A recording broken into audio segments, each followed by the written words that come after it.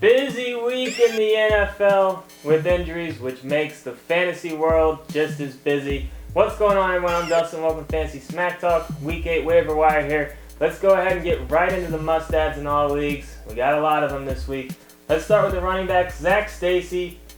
Only owned in 50% of leagues still. It just really amazes me that a starting running back who was announced 2 weeks ago at this point is still owned only in 50% of leagues. He found the end zone week 7. He's going to get picked up in a ton more leagues.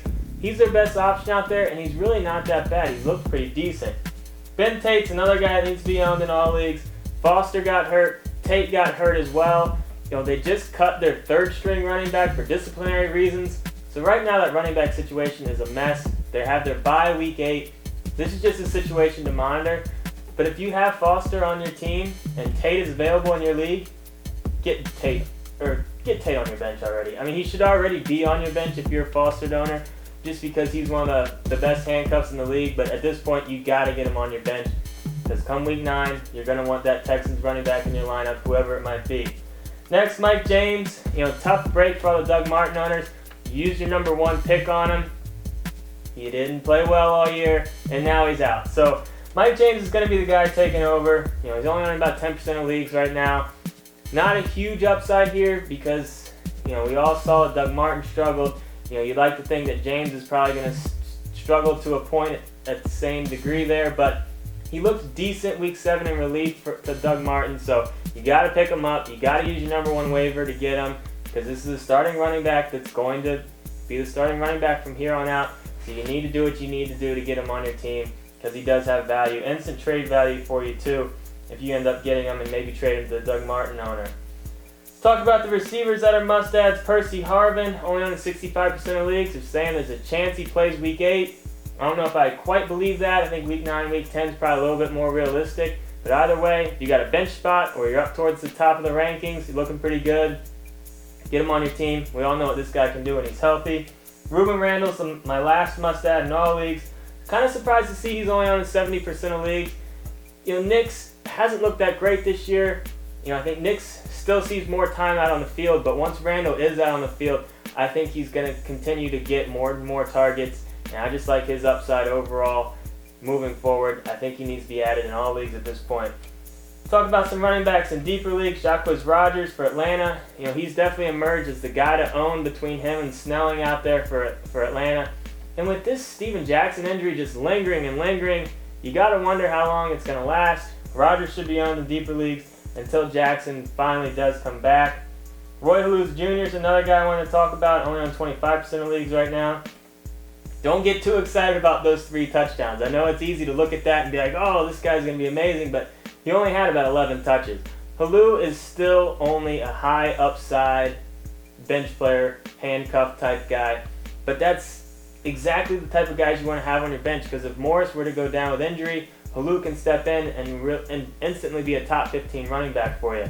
So if he's available in your league and you got a bench spot, he's the type of guy you want to stash on your bench as a high upside guy for you. Some deeper people for receivers: Darius Hayward-Bay, Reggie Wayne owners. I'm sorry, tough break for you. Hayward-Bay, I think, is going to get a decent boost from that. T.Y. Hilton, I think, gets the biggest boost just because I think he's kind of the more explosive out of the two. But the Colts are still going to throw a lot. Hayward-Bay is going to get more targets out of this deal. I do like his upside moving forward.